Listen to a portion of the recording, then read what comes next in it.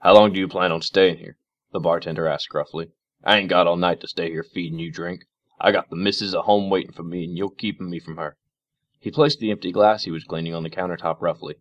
Are you at least going to buy something? Make it worth my while to waste away the night hours with you. Trixie's only response was to half-heartedly wave her hoof dismissively at him. She didn't even look up at him. Damn mares, you're more trouble than you're worth. He heaved a sigh and returned to cleaning the last few empty pint glasses. Silence pervaded the room, perforated by the occasional clinking sounds of glass on glass. Alone, more or less, with her thoughts, Trixie replayed the events in her head. She cringed as she recalled the Ursa Minor. It was Ursa Minor, she reminded herself, crushing her wagon with one of its great celestial paws. Years of saving every bit she earned reduced to a pile of rubble and a couple of colorful flags.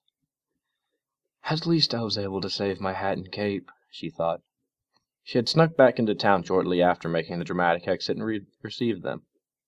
The cape was torn, the hat flattened, but at least her brooch was safe.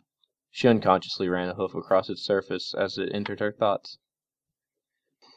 If it weren't for those two foolish colts, this never would have happened. I'd still be performing in Ponyville, showing those simple ponies what true magic is. Her hoof ground into the floor and her thoughts turned to Twilight. Twilight's the one I should be blaming. If she had accepted my challenge and lost, then those two colts wouldn't have brought that Ursa Minor to the town for me to vanquish. Don't those fools understand that I can't simply vanquish a beast like that, Ursa Major, without any preparation? She sighed. On the whole, the entire day had been a disaster, and it cost her more money than she had, what with losing her wagon and all of her magic equipment. Fortunately, there was always someone willing to pay to see magic. She just needed to draw a crowd. Though that was easier said than done in this little backwater town at 2 in the morning. She kicked at the bar stool next to her, rocking it unsatisfyingly. I hate you, Twilight. I hate you for ruining my life. Not a big fan of this Twilight, are you? Asked a Pegasus stallion as he walked into the bar. Trixie looked up, bewildered. How could you know that? He chuckled. You just said, I hate you, Twilight Sparkle. I could hear it from outside. What? But I... As he stepped into the bar, the glow from the fire lighted up, and the bartender cried, Thunderclap! I haven't seen you since... Well, I can't remember the last time I saw you, actually. Thunderclap laughed. It's been a while, Larger. How you been? The bartender glanced at Trixie. I've been better. Got this mare here. She won't leave no matter what I tell her. She ain't even bought anything. She's just been sitting there for the past 3 hours, just muttering under her breath about this Twilight character. He shrugged. I got no idea what she's going on about. Thunderclap approached Trixie. Now that he was close, she could see that his eyes were a deep green, matching perfectly his coat. He gave Trixie a toothy grin. This Twilight got you down in the dumps, is it? He sat down next to her. Do you want to talk about it? Talk about it? She huffed. What, you ignorant fools! I'd rather sleep out in the cold than have to sit here and talk to you worthless ponies. She's got a bit of a bite, eh, Logger? He nodded. She's been giving me lip ever since she got in. If she wasn't muttering herself, and she was mouthing off to me like I ain't got nothing better to do than listen to her call me an ignorant fool for the 100th time. As far as I've seen, Trixie butt in, I was the only pony in this bar until she gave a distasteful look to Thunderclap. He showed up. Thunderclap studied Trixie with a careful eye. Her mane was frizzled and stuck out at odd angles in several places. Her eyes were bloodshot, and there were dark circles under her eye sockets.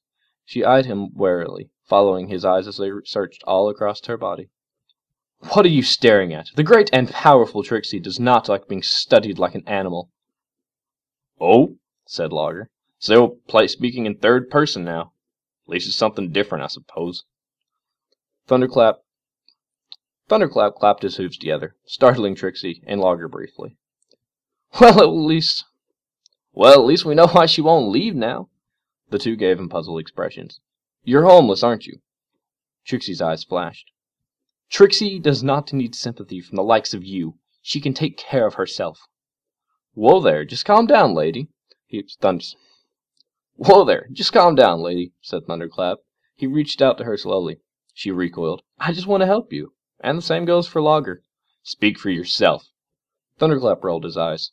At least I just want to help you. I don't need your help, Trixie shot back. I'm perfectly capable of taking care of myself. Okay. He thought for a moment. Well, would you at least let me buy you something to eat? Maybe something to drink? Trixie's stomach growled as she thought about how she hadn't eaten a proper meal in several days. Fine, but just one thing. Fetch the Samara some soup, Logger, and bring her something to drink as well. It's on me.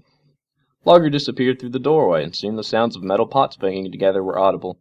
A few minutes later, he was back with a bowl and soup for each of them, and a steaming mug of cider for Trixie. Thunderclap looked at her expectantly. She didn't acknowledge him. You know, this is usually where you thank the pony or ponies who helped you. Still, she said nothing. I didn't even want this. I won't be saying thank you for something I didn't want. Thunderclap shook his head. Fine, we'll play it your way. For a while, they ate in silence, until finally Logger spoke up. So tell us about this Twilight. Trixie began to protest, but he cut her off. You owe us that, if nothing else. We fed you, and I'm letting you stay here for the night. The least you can do is tell us about this Mary you seem to hate so much. Trixie sighed. I suppose that's a fair trade.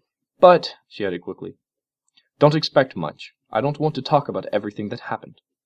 Thunderclap and Logger nodded in unison. Deal. Deal. And after that she told me it was just a baby. Logger's eyes widened. That thing was just a baby? But you just said it was at least 20 feet tall, maybe more, and it crushed your wagon without even trying. Thunderclap nodded sagely. I've seen an Eartha Major before, just once. What she describes is definitely like its baby. How big's a full-grown one? Asked Logger. You don't want to know. Anyway, what happened next, Trixie? She paused for a moment. That's pretty much the end. After the Ursa Minor incident, I knew I had to leave town. But in doing so, I also left behind all my belongings.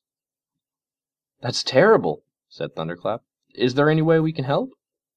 Shaking her head, Trixie answered. No, I'm sure everything is destroyed by now, and it's all that... She paused, grimacing. Twilight's fault. You know, Logger said slowly. I once heard that if you were mad at somebody, then you should write them a letter explaining your feelings. You could try doing that for Twilight. Maybe she'd be more understanding than you think. His lips pursed. Thunderclap leaned back in his stool. I think it's probably a good idea, too. Writing a letter to Twilight might help you get over your anger. Trixie's eyebrow knitted as she lost herself in thought. After a few seconds, she was back. All I need to do is write a letter, huh? I can do that. I can write a letter. It's real simple, said Logger. Just tell Twilight how you feel. If you're honest, then I'm sure she'll have no choice than to explain herself to you. Thunderclap nodded. Yeah, I'm sure you'll find Twilight's actually really nice. Maybe you girls can even be friends one day. Trixie chuckled slightly. Yes, that'll be the day. Well, she said, looking out the window to the black night, it's getting late. I think it's time for me to get some sleep. I need to think about this letter, too. I want it to be perfect. After bidding the two good night, Trixie retired to a cozy corner of the room where blankets and a pillow had been set out for her. I hope she finds what she's looking for in that letter, said Logger. And I hope that Twilight turns out to be a nice young mare, just like we said she should be. Wait, Thunderclap said. Do you think she's actually going to send that letter? I don't know, but I hope so. I thought when you wrote a letter to somebody you were angry at, it was only to be so you could get your frustrations out. I didn't think you were actually supposed to send it. Should we tell her that? Let's just let it go. Maybe things will work out better that way, suggested Thunderclap. Or maybe it'll turn out way worse. You're such a pessimist, Logger.